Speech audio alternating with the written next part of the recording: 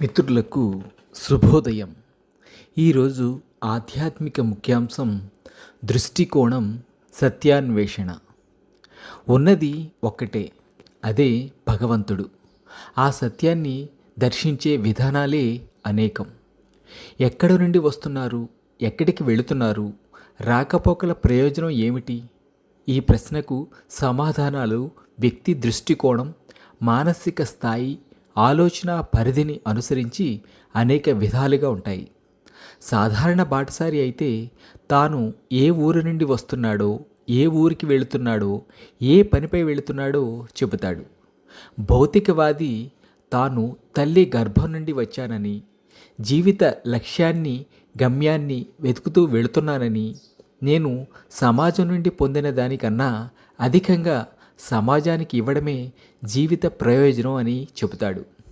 అద్వైతవాది తాను పూర్ణత్వం నుండి వచ్చానని, పూర్ణత్వంలోకి వెళతానని, జీవితకాలంలో పరిపూర్ణతను ఆస్వాదించడమే జీవన ప్రయోజనం అని చెబుతాడు. బౌద్ధులైతే తాను శూన్యం నుండి వచ్చానని, శూన్యంలోకి వెళతానని, జీవన ప్రయోజనము శూన్యమే అని చెబుతాడు. తాత్వికవాది నేను ఎక్కడి నుండి రాలేదు, ఎక్కడికి వెళ్ళను, తాను అనంతమే కాబట్టి జీవన ప్రయోజనము కూడా ఏమీ లేదని చెబుతాడు. ఇలా ఒక్కొక్కరి దృష్టికోణం సత్యావిష్కరణలో విభిన్నంగా ప్రతిబింబిస్తుంది. ఒక పాత్రలో సగానికి నీరున్నది. నిరాశావాది దానిని చూచి సగమే నీళ్లున్నాయని బాధపడతాడు. ఆశావాది దానిలో సగం నీళ్లున్నాయని సంతోషంగా చెబుతాడు. శాస్త్రజ్ఞుడు పాత్రలో సగం నీరు, సగం గాలి ఉన్నాయని, అదెప్పుడూ శూన్యం కాదని చెబుతాడు.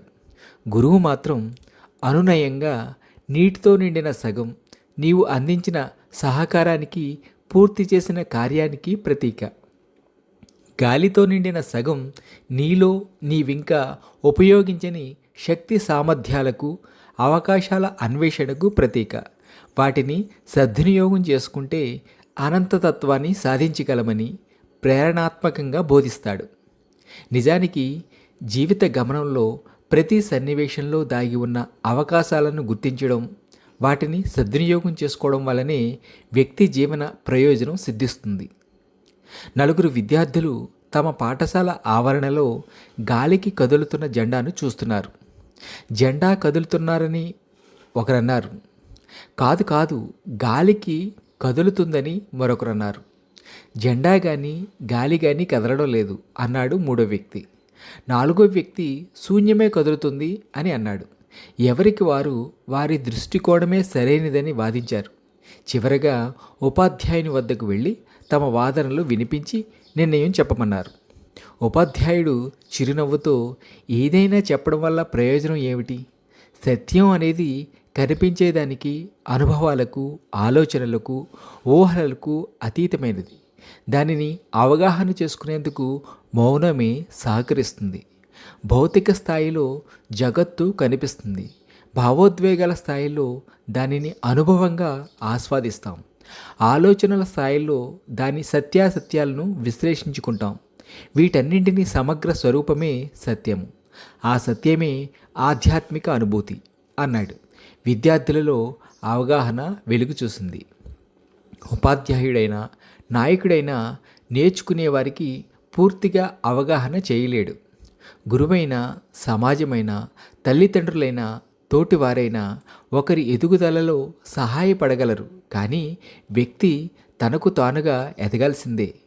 గురువు నుండి ఒక భాగాన్ని, స్నేహితుల నుండి మరొక భాగాన్ని, తన తెలివితేటలు, విశ్లేషణ శక్తి నుండి ఇంకొక భాగాన్ని, కాలక్రమేణా తన అనుభవాల నుండి మరొక భాగాన్ని విద్యార్థి నేర్చుకుంటాడు. విషయాన్ని అవగాహన చేసుకోవాలంటే వివిధ కోణాలలో జీవితాన్ని అవలోకించాలి. జీవన గమనంలో ప్రతి క్షణాన్ని ఆస్వాదించాలి. నిజానికి జీవిత గమ్యము, గమనము, జీవన ప్రయోజనము ఆనందమే. సత్యమేవ జయతే. మీ రాజా.